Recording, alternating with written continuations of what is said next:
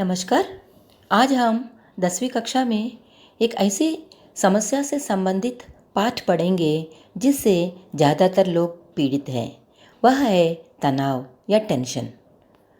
आधुनिक जीवन शैली, भाग-दौड़, रहन-सहन, खाना, ये सभी इस तनाव के मुख्य कारण हैं। इस तनाव से मुक्ति पाने के लिए लोग योग, ध्यान, व्यायाम जैसे तरीकों को अपना रहे हैं, जिससे हम तनाव को कुछ हद तक कम कर सकते हैं। वैसे ही पतझड़ में टूटी पत्तियाँ जो रविंद्र केलेकर के पाठ हैं, इसमें हम झेन की देन के माध्यम से इस तनाव को दूर करने के जो परंपरा है उसके बारे में पढ़ेंगे। स्पर्श पाठ्य पुस्तक के गद्य भाग का 7वां लेसन पतझड़ में टूटी पत्तियाँ। इसमें 2 अंश है, एक गिन्नी का सोना और दूसरा झेन की देन। गिन्नी का सोना इस बार पाठ्यक्रम से हटाया गया है, तो आज हम झेन की देन के बारे में पढ़ेंगे। इसके लेखक है रविंद्र केलेकर। आइए हम लेखक परिचय प्राप्त करेंगे। केलेकर 7 मार्च 1925 को कोंकण में पैदा हुए थे और वे गोवा मुक्ति आंदोलन में शामिल भी हुए थे। गांधीवादी चिंतक होने के कारण वे अपने लेखन में जन जीवन को, विविध पक्षों को, मान्यताओं को, व्यक्तिगत विचारों को देश और समाज के लिए प्रस्तुत किया है। इनकी अनुभवजन्य टिप्पणियाँ मतलब कमेंट्स, इनकी अनुभवजन्य टिप्पणियों से मानवीय सत्य बहुत अच्छा सा उजागर होता है। ऐसे सत्य उजागर करने की चेष्टा भी वे करते रहते थे। कोंकणी और मराठी के लेखक और पत्रकार के रूप में वे बहुत प्रसिद्ध हुए। खाली कोंकणी में ही नहीं, मराठी, हिंदी, गुजराती में भी कई सारी पुस्तकें प्रकाशित हुए हैं।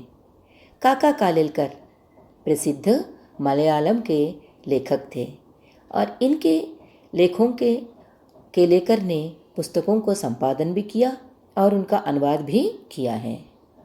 गोवा कला अकादमी के साहित्य पुरस्कार के साथ साथ कई पुरस्कारों से वे सम्मानित हुए हैं।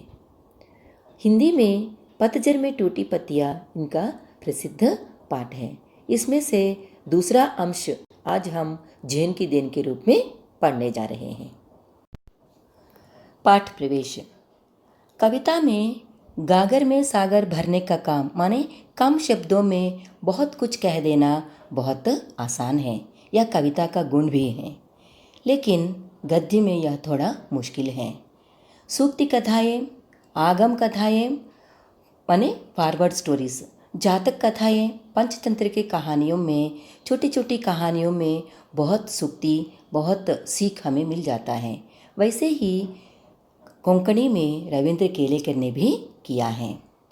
झेन की देन बौद्ध दर्शन से एक संबंधित एक झेन की परंपरा के बारे में इस पाठ में बताया गया है और इस परंपरा के कारण जापान के लोग आज भी अपनी व्यस्ततम दिनचर्या के बीच कुछ चैन भरे जीवन जी रहे हैं। तो इस झेन परंपरा के बारे में ही आज हम पढ़ने जा रहे हैं। द्वितीय विश्व युद्ध के समय अमेरिका ने जापान के हिरोशिमा नागासाकी के ऊपर अणुबॉम्ब छोड़ दिया था।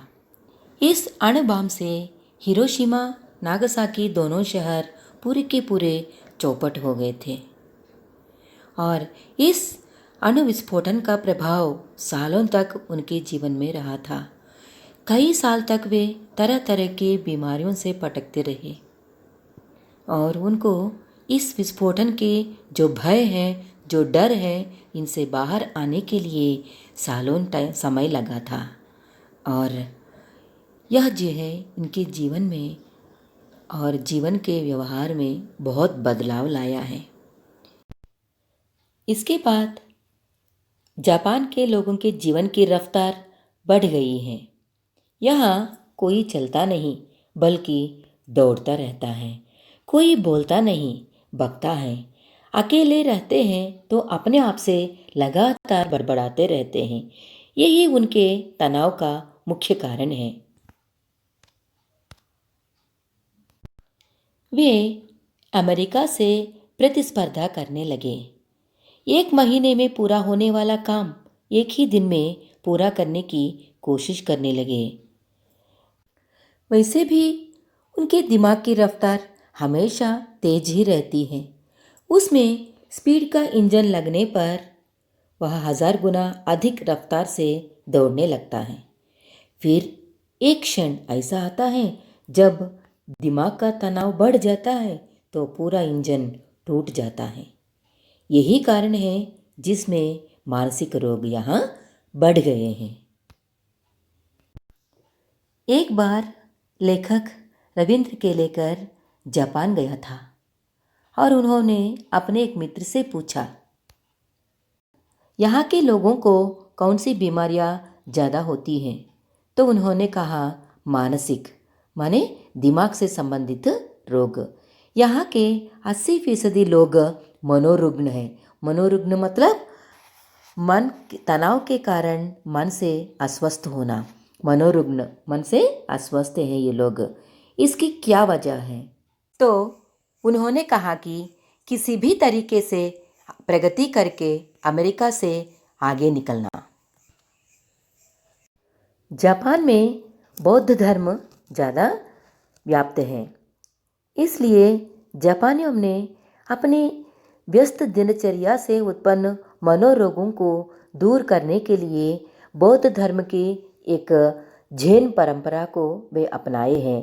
जैन मतलब ध्यान की एक तरीका है, ध्यान की एक पद्धति है। महात्मा बुद्ध के अनुयायी ने इसे अपनाया है।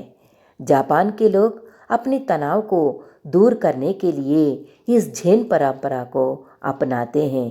भागम भाग के जीवन में चैन से रहने के लिए वे इस जैन परंपरा को अपना रहे हैं। तो वही है आज हमारा पाठ, जैन की देन। देन माने एक उपहार है, माने जैन परंपरा उनके लिए एक उपहार के रूप में मिल गया है। वही आज हम पढ़ने जा रहे हैं। जैन का अर्थ है मेडिटेशन टेक्निक। शाम को मेरे मित्र मुझे टी सेरेमनी में ले गए हैं।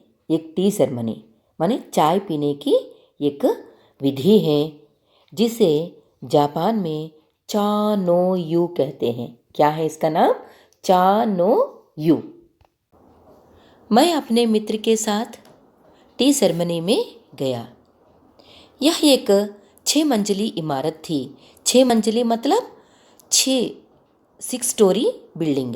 उसकी छत पर दफ्ती की दीवारों वाली माने कागज की रद्दी से बनाई गई दीवारें और तातमी चटाई, तातमी मतलब चटाई की जमीन वाली एक सुंदर पर्णकुटी थी। माने वहाँ पर चटाइयाँ भी रखी हुई थी। बाहर उनको हाथ पैर धोने के लिए मिट्टी के बर्तन में पानी भी रखा गया है। अंदर चाजिन बैठा था, माने चाय बनाने वाला। हमें वहाँ के आदमी देखकर उठ खड़ा हुआ, कमर झुकाकर प्रणाम किया और उन्होंने कहा, दो झो आइए तशरीफ लाइए, जापान की भाषा है कहकर स्वागत किया। चटाइयाँ दिखाई, बाजू में अंगीठी सुलगाई, उस पर चायदानी रखी है। चायदानी में चाय रखकर उन्होंने बगल के कमरे से कुछ बर्तन ले आया, तौलियों से बर्तन साफ किया है। सभी क्रियाएं गरिमापूर्ण ढंग से वह कर रहा है। चाय बन गई है और उसने उसे प्यालों में भरकर दे दिया था। वे प्याले हमारे सामने रख दिए गए, माने लेखक और मित्रों के सामने रख दिए गए हैं। वहाँ हम 3 ही मित्र थे। प्यालों में अधिक चाय नहीं थी। हम ओंठों से प्याला लगाकर एक एक बूंद चाय पीते रहे। करीब 1.5 घंटे तक चुस्कियों का यह सिलसिला चलता रहा। पहले 10-15 मिनट तो मैं उलझन में पड़ा, फिर देखा दिमाग की रफ्तार धीरे धीरे धीमी पड़ती जा रही है। थोड़ी देर में बिल्कुल बंद हो गई। मुझे लगा, माने लेखक को लगा कि मानो अनंत काल से वह वही जी रहा है। यहाँ तक कि सन्नाटा भी उसे सुनाई देने लगा। हमें भी देखिए, अगर हम 5-10 मिनट के लिए शांत से बैठेंगे तो हमें लगता है हम घंटों वहाँ बैठे हैं। वैसे ही लेखक को भी अनुभव होने लगा। अक्सर हम या तो गुजरे हुए दिनों की खट्टी मीठी यादों में उलझते रहते हैं, माने उसके बारे में सोचते रहते हैं, या भविष्य के रंगीन सपने देखते रहते हैं। हमें या तो भूतकाल में रहते हैं या भविष्यत काल में। असल में दोनों काल मिथ्या है, माने झूठ है। एक चला गया, दूसरा आया नहीं। भूतकाल तो चल बसा और दूसरा जो है भविष्यत काल आया ही नहीं। हमारे सामने जो वर्तमान क्षण है वही सत्य है, उसी में हमें जीना चाहिए। चाय पीते पीते उस दिन मेरे दिमाग से भूत और भविष्य दोनों काल उड़ गए थे। केवल वर्तमान क्षण सामने था और वह अनंत काल जितना विस्तृत था। अनंत काल माने जो काल कभी समाप्त नहीं होता। जीना किसे कहते हैं उस दिन मुझे मालूम हुआ है।